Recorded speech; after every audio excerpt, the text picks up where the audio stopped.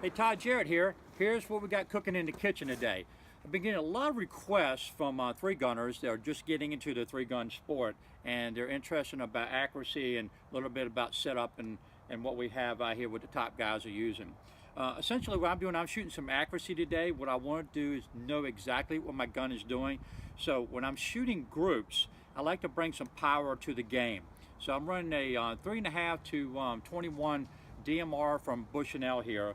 I got some tally rings on here, which are really nice rings, but most important here is the firearm itself. I'm using a JP Enterprise gun. JP set me up with this thing here about a year ago, and this has been my outlaw gun that I use for a lot of the long range matches. I'm actually going to shoot some PRS with this year in the gas gun division. It is a 1-in-8 wild chamber on an 18-inch barrel, and it has a compensator on there, one of his new compensators.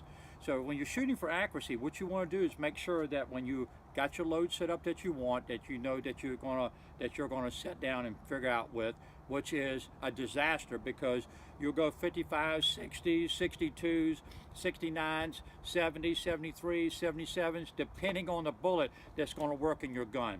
This particular gun loves a TMK 77 Sierras, and I load up myself personally.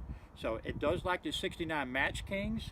So when I'm out there testing them, I've actually got some really good groups on. This gun particularly shoots around, I would say, under a half-minute angle pretty consistently for a 10-shot group at 200, 300, 400, and out to 500 yards. So if you're going to go out there and do some testing on it, the couple of things you want to be aware of: make sure if you've been shooting your firearm, clean your barrel, make sure the gun's nice and clean.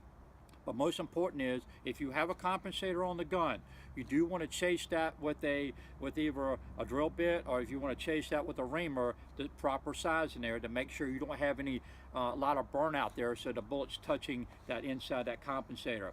If you go out and you got good groups with it and you're happy with it, the compensator may be in good shape. If you are having problems and you think you got a good bullet and a great setup, you definitely want to unscrew that comp.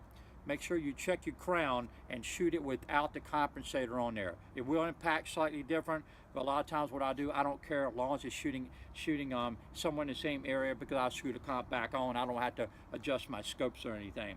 So those are the things you want to be looking for. So depending on your firearm, I tell everybody, if you're shooting three gun, or if you're shooting PRS, you want to get good accuracy, and most important, you want to get good action on the actual targets that you're shooting downrange.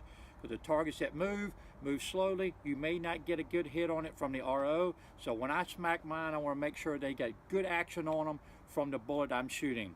So that's why I'm shooting a 77 grain bullet, or a 69, or a heavier bullet than a 55 or a 60. I know a lot of guys shoot those bullets, but I want good action on them so that RO tells me hit and I can move on.